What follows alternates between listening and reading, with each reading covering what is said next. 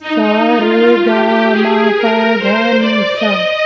तो ये यहाँ दूसरा काली से गाना स्टार्ट है संगवारियों। तो जय जोहार, जय छत्तीसगढ़ संगवारियों। मैं आप मन के दोस्त जगमोहन वैष्णव। तो संगवारियों एक और नया छत्तीसगढ़ी गीत के पियानो ट्यूटोरियल लेके आए संगवारियों। और गीत के नाम है बेनी कन्या में बेनी झुलाए कैसे। तो ये गीत ला मैं सोलो में बजाऊँ संगवारियों। आप मन पॉज करके वीडियो ला रोक के या स्लो करके देख सकते हो। सोलो में प्ले करूँ तो संगवारियों एक गीत ला चलो बजाए के कोशिश करथन और सीखथन।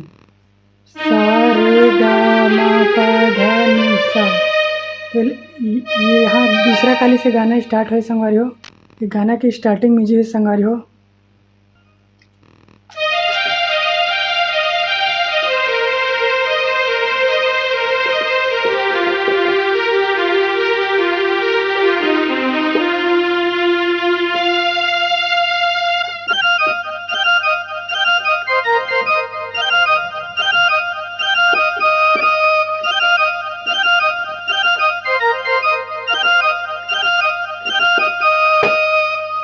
और इला स्लो करके देखते हैं संगवारियों।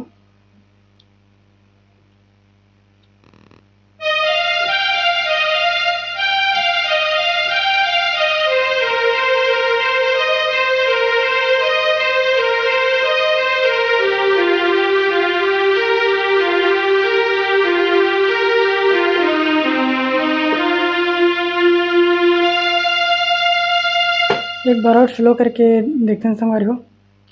यहाँ से स्टार्टिंग करना है तो एक बार फिर से स्लो करके देखते हैं।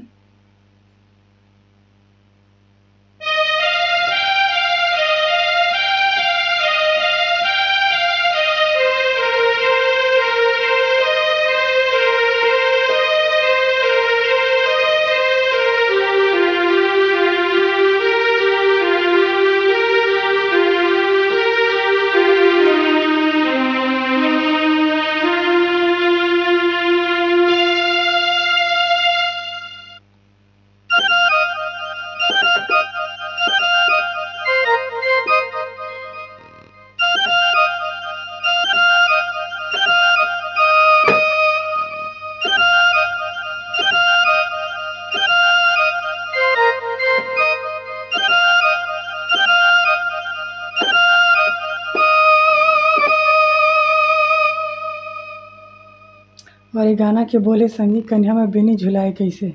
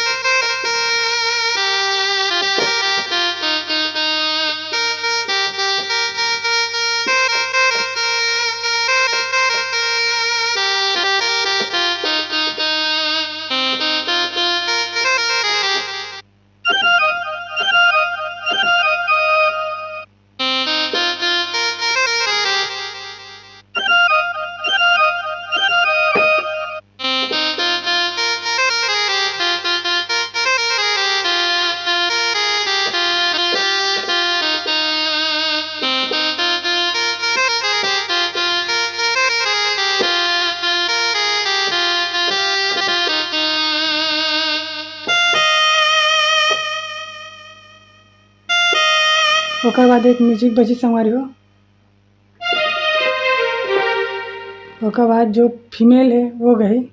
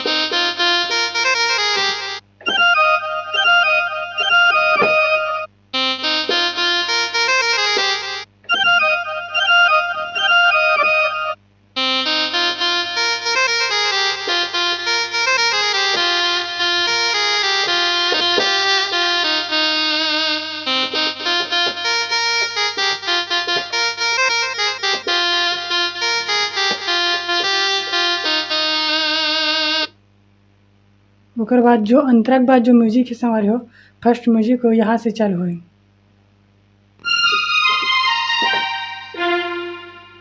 एक बार मैं बजा के बताता हूँ संगवारी हो, ओकर बाद वाला स्लो में बजा के देखो।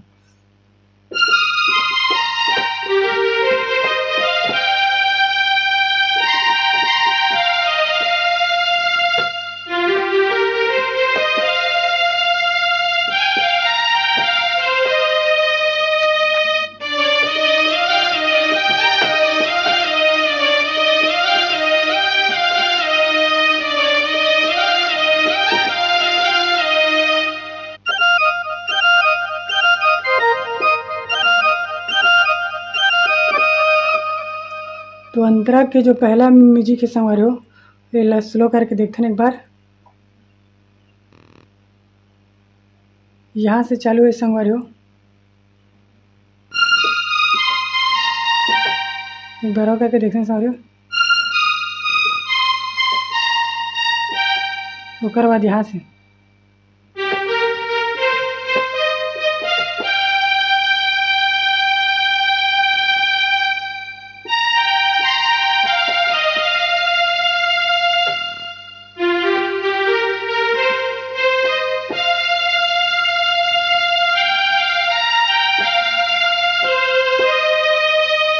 ओकर बाद जो वायलिन के टोन है,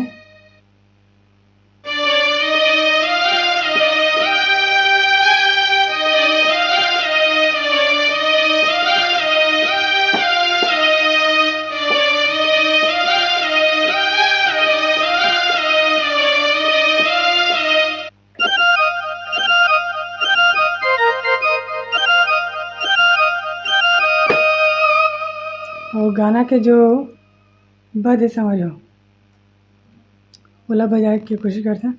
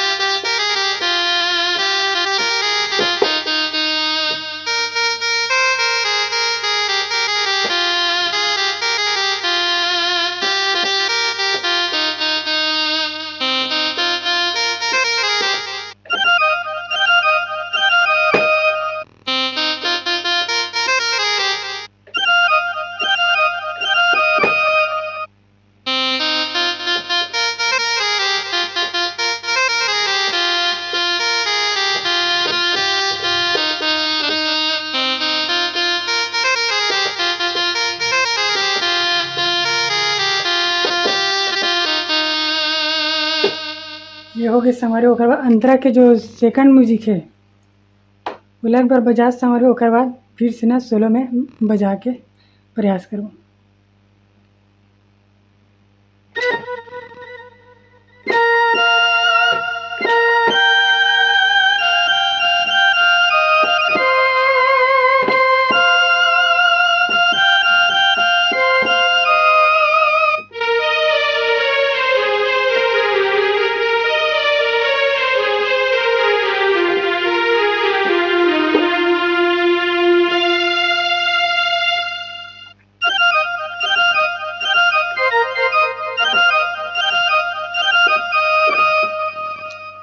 जो अंतरा के जो सेकंड म्यूजिक है वो यहाँ से चालू है संगवारी हो, ये नोट से।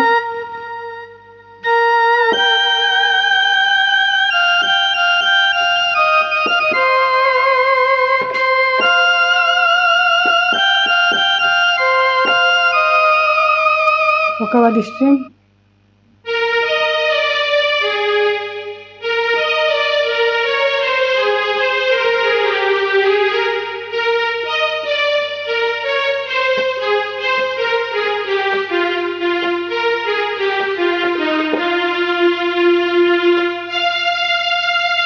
एक बार और बजाए की कोशिश करते हैं संगवारी हो स्टार्टिंग से।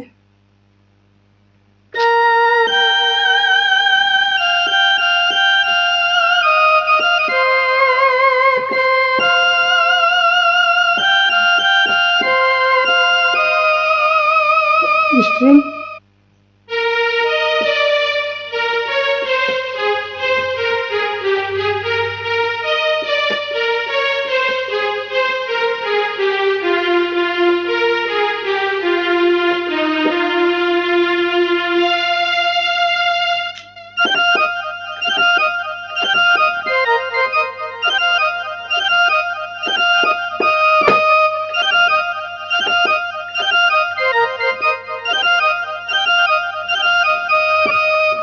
आशा करते हो संगवारी हो ये वीडियो आप मतलब पसंद आई सोई और एक से और अच्छा गीत संगीत आने वाला है संगवारी हो।